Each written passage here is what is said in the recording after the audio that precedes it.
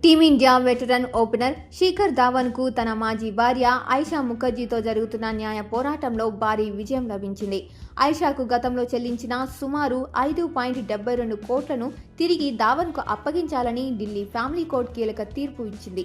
2023లో విడాకులు పొందిన నాటి నుంచి న్యాయపరమైన వివాదంలో చిక్కుకున్న ధావన్కు ఈ తీర్పు పెద్ద ఊరటనిచ్చింది. ఈ వివాదం వెనుక ఆస్ట్రేలియా ఫ్యామిలీ కోర్టు ఇచ్చిన తీర్పు ఉంది. ఆస్ట్రేలియా పౌరసత్వం ఉన్న ఆయిషా ముఖర్జీ అక్కడి కోర్టులో ప్రాపర్టీ సెటిల్మెంట్ కోసం పిటిషన్ దాఖలు చేశారు. ఆ దేశ చట్టాల ప్రకారం విడాకుల తర్వాత భార్యాభర్తల మధ్య ఆస్తుల పంపిణీ జరగాలి. ఈ నిబంధన కింద ధావన్ తన మాజీ భార్యకు 5.72 కోట్లు బదిలీ చేయాల్సి వచ్చింది. అయితే ఆస్ట్రేలియా కోర్టు ఆదేశాలను ఢిల్లీ ఫ్యామిలీ కోర్టు సవాలు చేసింది.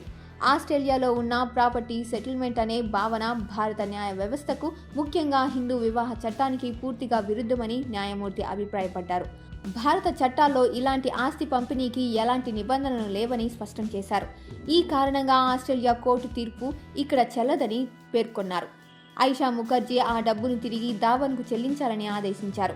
గతేడాది ఇదే కోర్టు ఆయిషా ముఖర్జీ తనను మానసికంగా తీవ్ర వేదనకు గురిచేశారని నిర్ధారిస్తూ ధావన్కు విడాకులు మంజూరు చేసింది. ముఖ్యంగా వారి కుమారుడు జోరావన్ను ధావన్కు దూరం చేయడం వంటి చర్యలను కోర్టు తీవ్రంగా పరిగణించింది.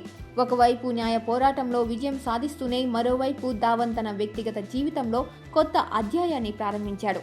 ఈ నెల 21న తన స్నేహితురాలు సోఫీ షైన్ను ఢిల్లీలో జరిగిన ఒక ప్రైవేట్ కార్యక్రమంలో వివాహం చేసుకున్నాడు. తన పెళ్లిపై మాజీ భార్య పేరిట వస్తున్న నకిలీ కోట్స్, క్లిక్ బైట్స్ వార్తలను నమ్మొద్దని, సానుకూల దృక్పథంతో ఉండాలని అభిమానులను కోరాడు.